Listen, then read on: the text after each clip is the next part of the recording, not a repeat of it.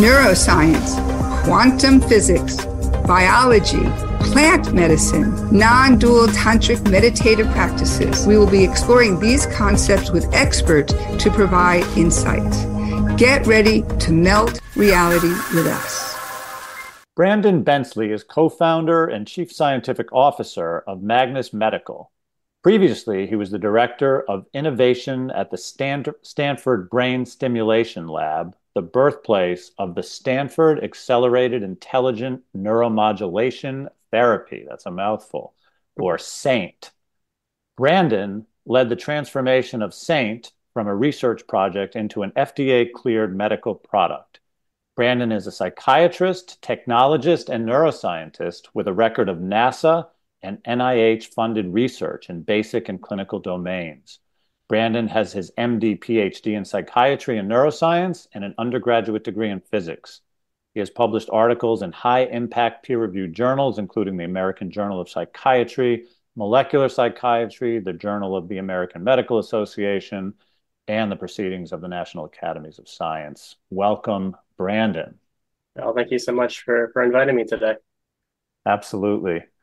So it says in your bio that you received your MD, PhD in 2016. So I take that in combination with your picture on your LinkedIn profile. It leads me to believe that you're quite a young man to be in such a prominent position. Tell us a little bit how you sort of jump-started your career so quickly. Tell us a little bit about your background and how you came to be where you are at such a young age. Yeah, I'm happy to talk about my journey, hopefully so that it can help others, as they go through a journey. Because I know for me, the most important way I kind of gain knowledge besides experience is hearing about other people's experiences, and especially people that have had more experience and more time to figure out the big questions in life. I think you're the first person to ever ask about that aspect of potentially being young for what I'm doing. I don't know if I am or not, but I'll still talk about my experiences. Great. So I originally studied, like in my bio it says, studied physics. I've always been drawn to very complex, big problems. I think we all are to an extent, right? Many people, I think, are looking for a way to spend their time that brings them a sense of meaning, a sense of contribution to improving the human condition or the world. So for me, that started with thermonuclear fusion and trying to work on a project that could have a really large impact on society. In that case, it would be cheaper, cleaner, more abundant energy, which is a whole other topic, but because obviously it continues to be a central issue in a lot of the conflict in the world. Who of us hasn't started in thermonuclear fusion, right? Oh, that's very common these. Well, it's a lot of, like a lot of things in life, right? There's serendipity, there's luck, and I grew up in New Jersey. I was born in New Jersey, and I remember I didn't know that this was even a field until I saw a speaker from the Princeton Plasma Physics Lab come and give a talk on the topic, and I was just instantly enamored by it. And I was like, oh my gosh, like this is something that I might be able to work on and contribute towards, and started signing up for fellowships and the such to begin working there. So, we're a product of so many idiosyncratic happenings in life, and I was very fortunate to be geographically near a lab that was doing this type of work.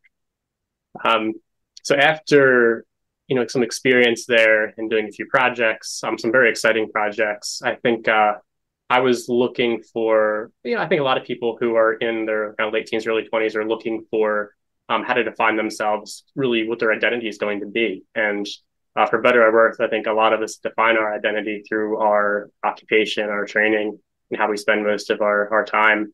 So I began talking to a lot of actually retired people, people that had had careers and many life experiences, and really beginning to interview them and ask them kind of what their regrets were, right? This definitely not systematic research by any means, but there were two very common themes, and at least the bias sample that I was speaking with. And one of them was not getting enough education. So people felt that they were limited in the things they wanted to do and the opportunities by not having enough education to unlock those opportunities. And then the other one was choosing a career based too much on the financial compensation compared to the kind of the significance and the meaning to them. So yeah, I sort of thought about both those things, and I said, well, maybe I should think about taking inventory to see what I'm doing for free, right? And what I'd be willing to basically do for free. And I realized at the time that everything I'd ever done in physics would have been a paid internship. I always made sure they were paid. And simultaneously, I was volunteering to do work in psychology labs. So I thought, my gosh, like, I'm doing all this just for fun. I'm going to these journal clubs for fun. I'm reading these papers just for fun. And hanging out with this psychology crew just for fun. Maybe I should make a career out of it. And I got really lucky. I had really great mentors because, I basically went to some of my physics mentors and said, hey, I'm having a great time doing physics, but now I think I want to become a physician scientist and create new ways of understanding the brain, new treatments of understanding the brain, because it's the most fascinating thing that I can possibly think of studying. And some mentors said, that's not a great idea. That's silly. But my most important mentors in my life said, okay, that makes sense. Like, let's talk through it. Let me connect you with people that have gone down this path. And that's how I discovered that doing these, they call medical scientist training programs that are NIH sponsored, where you do a combined PhD and MD, that these are the types of programs that really gear people up to have that training so that they can go out there, they can take new basic science ideas and then bring them all the way to be a new type of practiced medicine. And I still can't conceive of anything more rewarding to do. Amazing. All right. Well, so let's get right into the Saint technology. So Jody came back from the American Psychiatric Association conference where the two of you met, and she told me about your research, and she told me about the results, and she told me about the statistics in terms of the impact on patient therapy. And I immediately said to her, Jody, that can't be true. But I decided, as I am a scientist, I decided, well, let me look into it. And so I went and I found the paper on your website, and I reviewed it, and it's really quite stunning, just in terms of the numbers and the percent reduction. So before we actually start to look at the how of the technology, tell us about the results. Tell us about what it is that how these striking findings and these striking benefits that patients are seeing from the therapy, and then we'll get into the how. Oh, yeah, it's a great question, and the striking results is what caused me to do something that I never conceived again of doing in my life, which was start a business, right? As a way of acting on that and taking those striking results and making them something people could access. So really, I'll start talking about it maybe from the humanistic side. And then, we can add in the science and the mechanism post hoc. So as a psychiatrist, I, like a lot of psychiatrists, have been doing shifts in the emergency room. And my co-founder, Dr. Nolan Williams, a neurologist and a psychiatrist, doing very similar, working on inpatient units, working in the emergency room. And a common experience, a very dark but very common experience, a daily experience for people working in the sector is coming in and to the emergency room and seeing all of the mental health patients lined up in the hallway. They're not given rooms, they're not given beds, not because people don't care about them, not because there's not deep empathy for what they're going through, but because there's not anything that can be done in the emergency room to make them better. And for everything else that can be made better, maybe it's a stroke, the person needs emergent imaging, it needs like something like TPA, like a clot buster or something else. If they're having a heart attack, they need to go to the cath lab right away. They need imaging. If they're having, a seizure, they need, anticonvulsants. They need an EEG on them, all these things. But when someone comes in the darkest moments of their life with suicidality, the only thing that can be done in the system right now is to assess that person to see if there's anything else going on that maybe they tried and made an attempt on their life with overdose or something else. So medically, something can be done for that. But for the underlying mental health emergency of what the incredible suffering that the person's experienced, there's nothing that can be done. And on top of that, working on the outpatient sector, and my colleagues and I, we were experiencing so many people that had really bad experiences with current treatments, mostly in that they didn't find the improvement in their quality of life that they were hoping for. They didn't feel like they were them. If that makes sense. Like they know who they are, and they know how they're being held back from the illness, and didn't feel that the treatments were enabling to be that true person that they are. And because of that, there's always this dissatisfaction. Maybe it's because of the side effects, maybe it's because of the lack of efficacy. And then third, kind of in all this, in addition to needing something that can really powerfully affect how the person's doing and bring them back to their true self, also needed to be something that's fast and could actually fit into their lives. So my colleague, Dr. Williams, and I were really lucky to have training at the Medical University of South Carolina, where it's really the birthplace of transcranial magnetic stimulation for treatment of depression with Mark George and his team. And we were very lucky to work in some of the first outpatient clinics. And that's a very effective treatment, but one that typically takes 6 to 9 weeks. People usually do 6 weeks of treatment, Monday through Friday, every day, then do a 3-week taper. And people were telling us that, hey, like, that sounds great, like, but how am I supposed to take a half day off from work to get to the clinic 5 days a week? How am I supposed to get childcare that's after hours? How am I supposed to talk to my boss about this? How do I talk to my family members about this? Other dependent care. The list goes on. I mean, imagine if someone came to me right now and said, hey, for the treatment you need for your health, you need to take a half day off from work for the next 6 weeks. I'm like, I can't take a half day off for one day, right? How am I supposed to do that? And very understandably, it was a huge barrier. But what a lot of people could do is take a vacation week, right? They can take a vacation week. They don't have to tell anyone what's going on. They can keep their health their secret, as we should have the ability to keep all of our health private. And they can take that time, get a treatment, and go back. So we decided to put all that together. We did use an engineering approach, and I'll skip over the mechanism now. But we then applied this approach where we said we're going to make a treatment fit within 5 days. People can actually access it within the hospital. They can actually access it as an outpatient, and we're going to make it so that it's actually treating the underlying problem of why that person doesn't feel like they can be themselves. And by applying all the mechanistic parts, we began testing the treatment called SAINT in 6 people who had never been able to experience remission from depression for decades. So on average, they'd taken over 10 plus medication trials. They had all taken electroconvulsive therapy without success, ketamine. At least one person had a vagal nerve stimulator. So a lot of very intense treatments. They've been in clinical trials. And we treated them with a 5-day treatment, and typically it takes weeks or months to get better. And we saw 5 of the 6 meet remission criteria in 5 days or fewer. And I'd never expected in that population to ever see something like that in my life, especially something that was non-invasive and easy to tolerate. So please explain what happens. What do you put on a person's head? What stimulates what mechanisms are you using? Because it's just mind-blowing. Pun intended. Yeah, no pun intended. Exactly. I think it's important to really think about kind of like the constructs that we're working with to design the treatment. So one of the constructs is you need to treat the person as an individual. I know it's in a very popular terms these days are personalized or precision medicine. And this is an example of one of those types of approaches. So it starts with an MRI. That's a structural MRI as well as a functional MRI.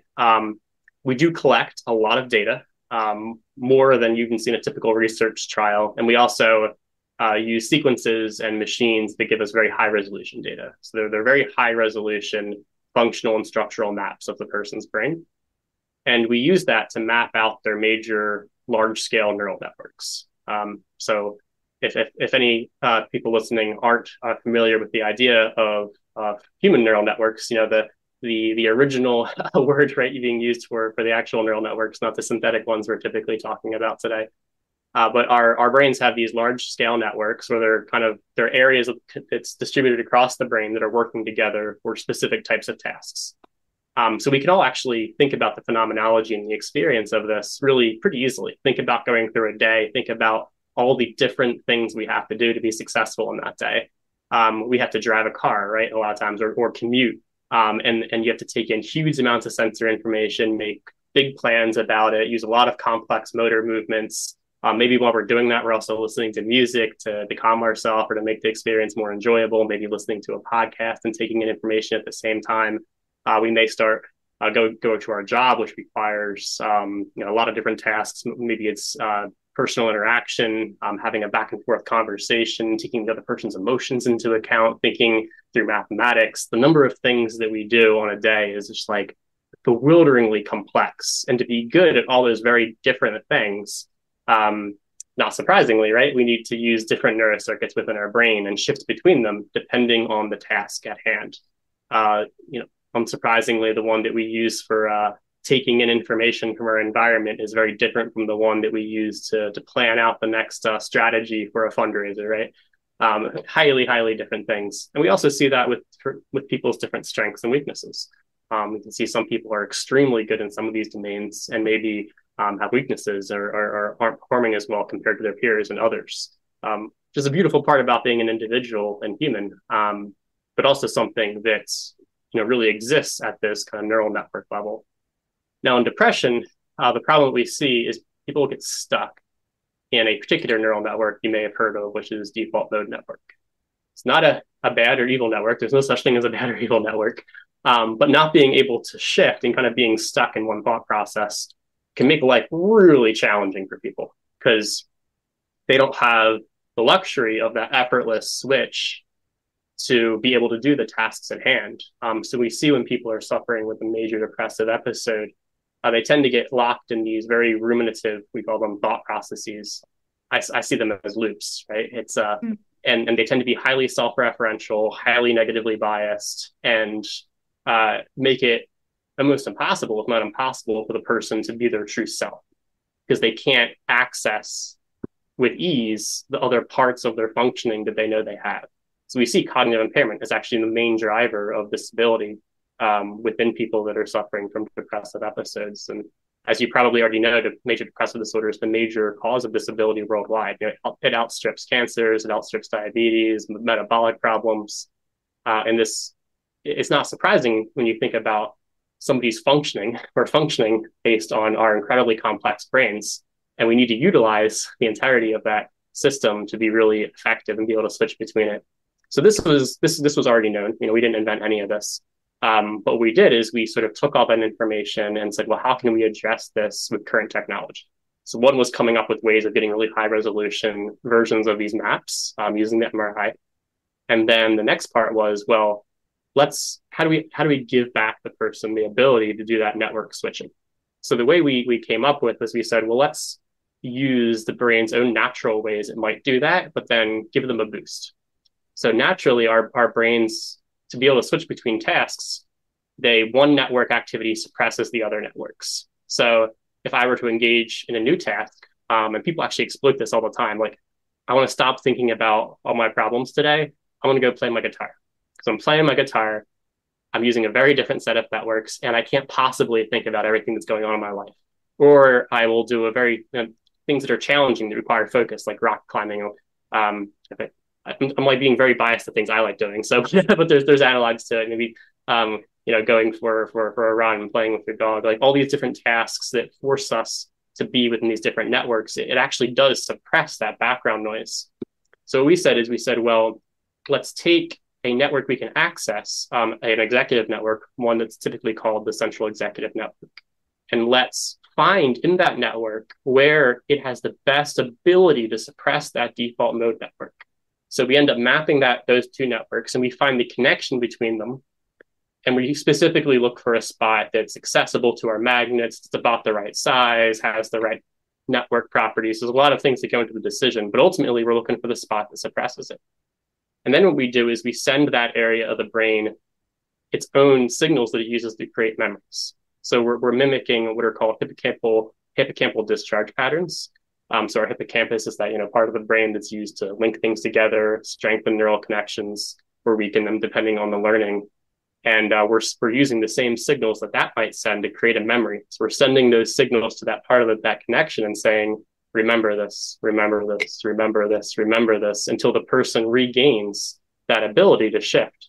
So when they go into remission with this type of treatment, it's not like they're like, oh my gosh, I feel elated and so happy about the world or anything like that. They're happy, but it's not like that. It's more like, oh my gosh, everything's so much clearer again. Like I have perspective back. Like my brain feels defogged. Everything feels clear. It's I'm myself again, right? And that's what we're looking for. We're looking for treatments where people say, I'm myself again. Brandon, is it a pulse that you send in, a laser that you send in, what do you send in? Yeah, it's a good question. So um, ultimately the technology is not based on any particular modality, but right now most of our clinical trials and our work and our FDA clearances are based on using transcranial magnetic stimulation as the thing that we actually use to send the pulses. Okay. And for people who haven't heard a lot about that yet, it's simply an electromagnet that you place near the scalp. We have special equipment and software that allows us to direct the magnetic field at the exact right spot of the brain for that person. And then the pulses that we send are such that we can capture a specific size of brain that kind of matches with those nodes that we're trying to change. And then we send the pulse pattern that matches what we need to recreate that kind of memory learning process. Wonderful. Wow. So fascinating. Thank you. So I talked on there for a while, so no, it was great, very informative, and I think just kind of what we were looking for in terms of educating our audience on what your technology is all about. So it says in your promotional materials that the same technology is FDA approved. So is it now currently available for use in patients, or are there other hurdles that you're trying to overcome? Also talk to us a little bit about insurance coverage and whether it is or will be covered by insurance. Yeah, really powerful and really necessary questions. And I tend to soapbox on a few of these as a warning. So feel free to interject and shut me down. Educate us. Yep. Okay. So the FDA. Okay, so just random nomenclature kind of stuff, just because as a representative of our company, I have to be really careful about the exact way I say things. There's different classes of medical devices. This is a class 2 medical device. So it's impossible for it to have an FDA approval. It has what's called an FDA clearance. And a 510K. Yeah, exactly. 510K, exactly. Yep. So typically people might hear the word FDA approved. That would be for a class 3 medical device or a medication. So for us, we're class 2, which is good because it means that the safety profile is much better than a class 3 medical device. But yeah, it goes through this FDA clearance process. So we have been FDA cleared for the St. Neuromodulation system since 2022. However, it has only recently become commercially available in about the last month, actually. We've commercialized it to 2 hospitals and 2 clinics, and are working to have it commercialized at around 10 to 15 by the end of the year. Also, so exciting. And is mostly West Coast and East Coast, or? Yeah, so West Coast and East Coast. We have 2 hospitals on the East Coast right now and 2 clinics on the West Coast. But we want to bring the technology to where people are. So thinking first about places that have high population densities. And then going from there. But honestly, the biggest problem I would say within mental health care, and we hear about this all the time through parity laws and et cetera, is access to care. Because even right now, basic mental health treatments like talk therapies, medications, other holistic treatment approaches are largely inaccessible to most people. And the typical barrier is either time, because they're working so many jobs just to keep their basic needs in place, or it is money or a combination thereof. And part of that is because mental health treatments on average don't receive the same type of support from payers that the other treatments do. And this has come a long way since a lot of the important parity acts and other legislation that's gone into this. But there's still a long way to go. And we've actually experienced some of this in rolling out our own treatment and trying to get people access to it. One of the ways we've been very successful, though, and I'm really grateful, is that we have what's called innovation funding from Medicare for the Saint treatment. And it's always hard to really give 100% claim of priority, but it looks like it's a good chance that this is the first mental health treatment to ever get this type of funding. So these programs have been around for the new technology add-on payment program, for example, for about 20 some years. And as far as I can tell, it's the first time a mental health treatment has received that funding. So we're incredibly grateful to Medicare and all the people that work there who have been, very supportive of trying to bring in new treatments into the system. So it's not a comment on the people working there. The people working there are incredible. They're dedicated to trying to make healthcare better in the United States, but they're working within a system that isn't perfectly tuned to doing that yet. So as an example, if we had gotten that funding for anything besides a mental health treatment, it would actually be available at 100% of hospitals right now who take Medicare. But because it's a mental health treatment, it's about 20 to 25% of hospitals. So just showing that there's a systematic problem within that system, a pre-existing problem that, despite the best intentions and desires of the people working there, without a Congress level change in legislature, there's a systematic hurdle that's very specific to mental health care. So right now, we're incredibly helpful. Thankful this is going out into hospitals. There's people getting treated right now through that program and getting it paid for, and it's incredible. On the other hand, I'm always trying to think about how could we improve this system? How could we get and make sure as new treatments continue to come out that people can actually get access to? So that's one of the areas that is probably highest on my priority list. And eventually it'll get into, right now it's hospitals, but eventually it'll get into clinics and sort of more outpatient type. Yeah, absolutely. So at the risk of boring your listeners, there's a specific for the physician office kind of typical outpatient setting. There's something called CPT codes that are run by the American Medical Association. And there have been new CPT codes assigned for this treatment, which is a big hurdle as well, but very, very thankful for working with the AMA to get those. And those will actually go live in July. So physicians can start offering the treatment and actually coding for it and billing insurance companies.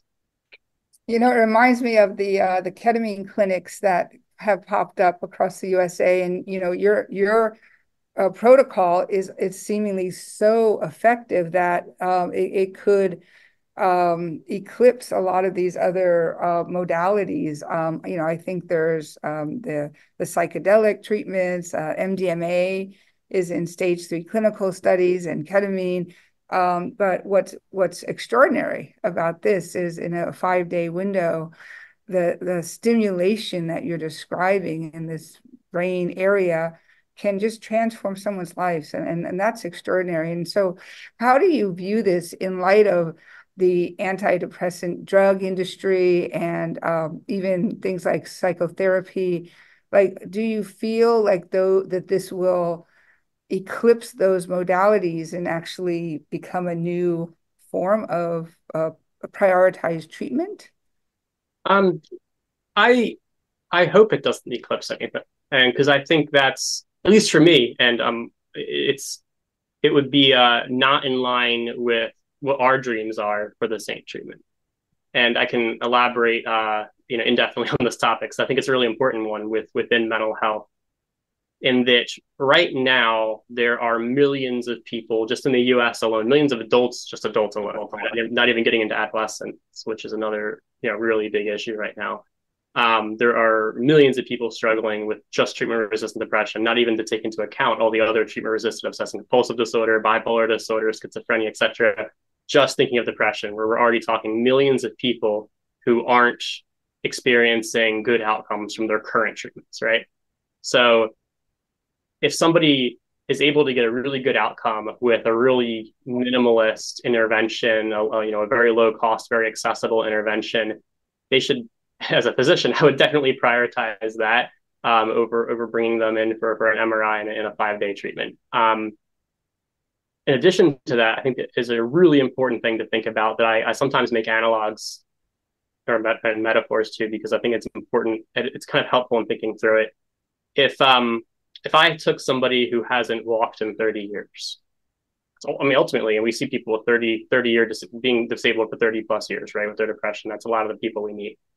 And say they hadn't been walking because they were missing a nerve in their leg. And I came up with a magic new process that replaces that nerve and gives neuromuscular control back right away. What do you think the probability is that person's going to be able to start running the next day? Uh, Not high because they have to learn a whole new way to be. Yeah, they have to learn. Their muscles have been atrophied, right? Their bones have lost density.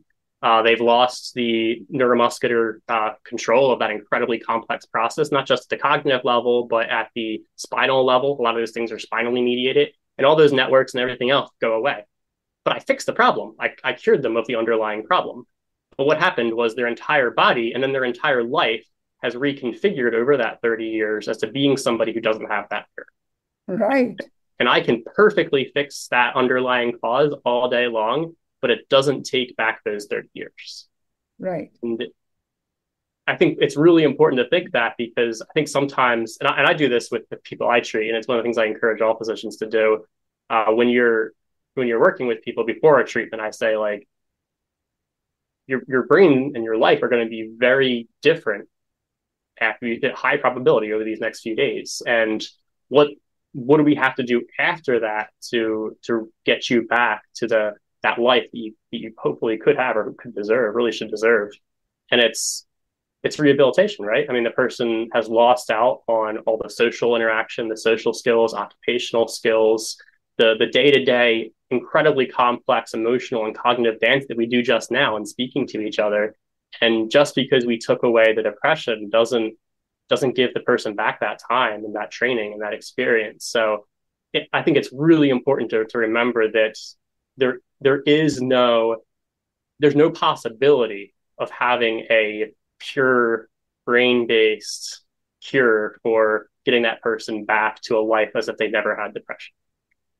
It's such an incredibly interesting point, because a person will become identified with the ailment that restricts them. I mean, I do that in my own life with certain restrictions. So all of a sudden, if something disappears, and who am I? And this is the question of, exploring reality, right? Like, who am I if my depression leaves? Who am I if out of nowhere, my illness is lifted? Absolutely, right. How do I identify myself in the world?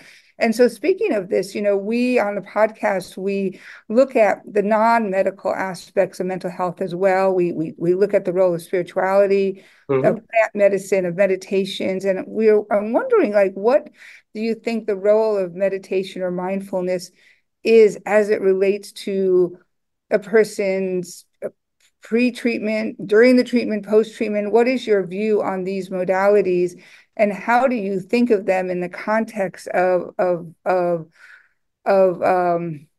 mental health in general and your particular work? Yeah, it's a great question. I guess one we could also probably talk multiple hours or days on, right? So much to unpack and to discuss. So I could say what my dreams are. These are things that will take many years or decades to completely unravel through, careful introspection by a lot of people, as well as a lot of good research and observation. But I can say, in taking each one at a time, let's take mindfulness meditation, for example. When someone's, experiencing their meditation practice, and I know there's a lot of heterogeneity to this. I don't want people to accidentally think that I'm overgeneralizing, but sometimes for speaking, we do overgeneralize just for simplicity. We can think of a meditation practice where people are taught to focus on various aspects. Maybe they're doing kind of a sensory survey, right? And they're kind of moving through, I'm going to spend the next 5 minutes, I'm thinking about the visual experience I'm having, the auditory in the place that I'm sitting, the thoughts that are coming up, and kind of shifting that spotlight around is a common way people are taught to meditate. They're shifting between neural networks when they're doing that, right? They're deeply activating networks that then suppress default mode network, right? And that's something that's I think Dr. Brewster is one of the ones that does a lot of MRI work with this. If you're looking for a nice reference point, and they teach people to meditate in the scanner and get biofeedback from the scanner and looking at default mode network activity. And they take very skilled practitioners of meditation who have to learn how to meditate with their eyes open in a scanner with all the scanner sounds, but they can do it. People can, they train to do it. And is a very, very powerful effects on suppressing default mode network. So can people train their brains to do this through things like meditation? Absolutely. That doesn't mean everyone can. When people are experiencing very long, intense depressive episodes, I'm not sure it's actually possible to just take that person and then teach them meditation practice. Not that it shouldn't be tried, of course, but I do want to empathize with so many people that I've met who are in deep suffering and seem to not have access to those types of processes. But after we treat them, they suddenly do, right? And that's really the difference of what I want to see here is I want people to understand that we're almost like the non-invasive brain surgeons. Like our job is to fix the neural network so that person can shift between these again, and then there's a very long road after that to making sure that they learn all the techniques to maintain that, to augment it, to continue on that journey, to strengthen it beyond what we've just done, which can include so many things that are going to interact with that person's culture, their spirituality, their economic access, how much time they have. And they're certainly going to include things like we were discussing, like mindfulness meditation, other ways of augmenting circuits, nutrition, exercise, different types of cognitive training. That aspect is heterogeneous, and there's a lot of factors that have to be taken into account. But they're all, as a package, incredibly essential in that person's journey. That's wonderful. I want to take us down this rabbit hole just a little bit more. Jody and I have an ongoing discussion on the podcast about the role of the ego. Mm-hmm. And as someone who literally takes pictures of the brain and tries to heal the brain using electromagnetic waves and frequencies, how do you think about the ego? What's your thought about this concept of the ego? I think back to my own, limited but training in residency in psychodynamic psychotherapy and analytic. And I'm certainly not an expert in those. I don't want to claim to be. But when I think of my own, reading and training in that area, and I think of things like Freud's, ironically, I think they kind of refer to it as a structural concept, right? It's a fascinating, yes, structure of the psyche, right? Yep. Somewhat ironic because that it was conceptual structure, but we're talking about actual structure, so it's yep. I find that fun little play on words, but but when we think about it, it's and we think of the role of id, and at least my understanding of it. So please correct me if you're more advanced in these areas. But when I think about id, I think about the great negotiator of the brain, right? I think about the ego. I think about the great negotiator between id, superego, but of the world that the person lives in too. Like that the concept of the ego makes no sense without considering, at least my understanding of it, you can't take it in isolation. Like I can't take one person's brain and then say where's the idea of all of the cultural learning come from that the superego is injecting into? Where is the rules-based reality of the person that they live in? All of that comes from outside of that person's brain. It comes from the emergent properties of societies that have existed for thousands of years. And it is input in that person's experiences and their ongoing life. So I don't think it's possible to reduce the id to a single person's brain, just based on the way that the construct that it's conceived on includes more than that person's brain. So can we take a picture of it by looking at one person's brain? Absolutely not. Can we gain a better mechanistic understanding of certain processes that are used in that negotiation? Absolutely. Does that make sense? So my question is, what about things like grandiosity or narcissism or entitlement, where the ego may be over expressed? Do you have, from a psychiatric perspective, an opinion on that? And could your technology affect that kind of a challenging personality type? Like narcissism is a really challenging personality type, and I wondered what you thought about that.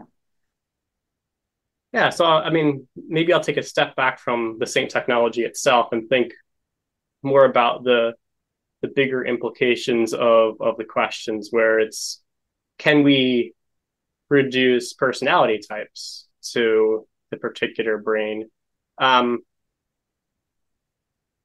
Probably, but only if we define them.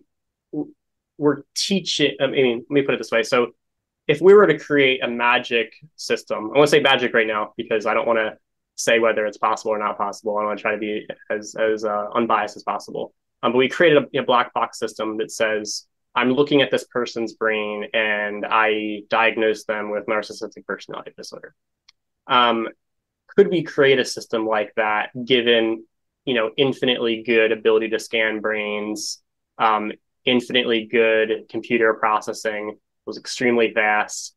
I think we could, but the only way to do that would be train the system based on our own social constructs of what that is. So would the computer system alone, through unsupervised learning, be able to come up with that? Maybe. I think that's a question I don't know the answer to. Could we train it?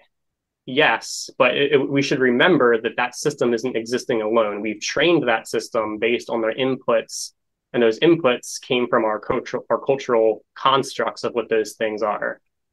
Is that? I hope I'm making sense. Well, welcome to the world of AI, right? Yeah, I mean, we train AI there, right? It's not coming out of nowhere. It's an emergent property in the electrical world, right, of our own society. Wow, what a wonderful articulation of that concept. That's great. So Brandon, is there anything else you'd like to tell us about today? Anything what's next for you, and any other things on your mind that you'd like to tell our audience about? And also, how can our audience actually work with you? Oh yeah, it's all questions I can try to address. So, what's next? Our biggest priority right now is that there are millions of people suffering who, we think, based on our clinical data, we could be a part of the solution to improving their quality of life. So anything that we can do to help people gain access to this technology in a sustainable way that integrates with their medical system, that's what I put most of my thought towards. We're also working on clinical trials to expand out the indications so that we can treat more things and help our people kind of all under that same umbrella. These things are really going to, at the moment, rely on us getting treatment out there, training people how to do the treatments, but also in different reimbursement mechanisms so people can access it through their insurances. In terms of working with us, we're actually pretty small team. I think we have just about 40 people, I think, in the entire company. And it's going to be pretty small, I think, for a little while now. But we do work with a lot of research institutions, academic institutions, on collaborative projects where we submit grants together, or we undertake different research projects together to better understand the brain, to better understand the interaction with other treatments, to better understand the phenomenology, and ultimately to hopefully expand who can be treated with these types of approaches. But if people want to get in contact with us to understand where they might be able to get a treatment, or what projects we're working on, our website, which is magnusmed.com, is the best way. We list out all the different clinics that we're currently working with. We try to keep that updated. And then we also list out different research projects that are ongoing. And we can always, we have contact forms there. We can always help people find the best spot. Brandon, wow, this is fantastic. We will put all of that information in our show notes. And just David and I would just like to thank you so much for your time today. What incredible work, and really a transformative gift for humanity. It's super exciting to see where where this work goes and how fast it scales. So thank you again for your time today. Thank you so much for your interest and helping. Really helping people know what's out there. I'd say I do want to leave one more final thought, which is one of the things there's so many things I think that we come across in life that are tragic, I would say. I'd really use that word, tragic. And one of the ones that, as a psychiatrist, I've come across is when I meet people who have been, I'd say, unnecessarily struggling with things like depression for too long. And it is not uncommon that they haven't had access to even most basic type treatments due to just the difficulties in accessing care. So when you come across somebody who has, been suffering so long that they're now experiencing suicidality and disability, and then you realize that it could have been prevented through access to really standard of care, I can't tell you the feeling that I get. And one of the things that I hope that whenever people hear about the work that we're doing or others are doing in this field is that it's really difficult to get access to treatment, but please persist. Please reach out to us if we can help and get that person and you on that journey. It's really, really important to know that there are treatments out there that have been effective for many people. Incredible. Yeah. Thank you. Thank you so much.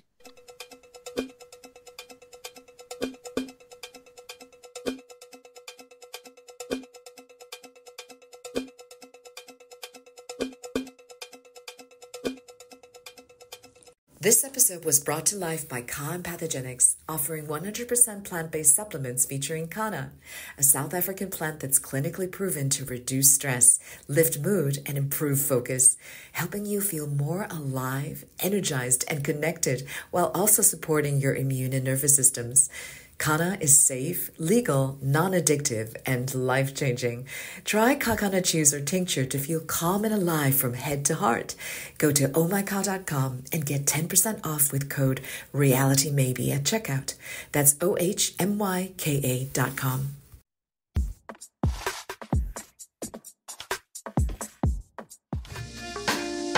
Exploring Reality Maybe is written, produced, fact-checked, and edited by Jody R. Weiss and David Schwartz. Research support is provided by Semicolon Connects. Music produced by Nextbox. Visit our website at exploringrealitymaybe.org to find show notes, transcripts, bios, and to learn more. If you like the show, please visit our website to donate.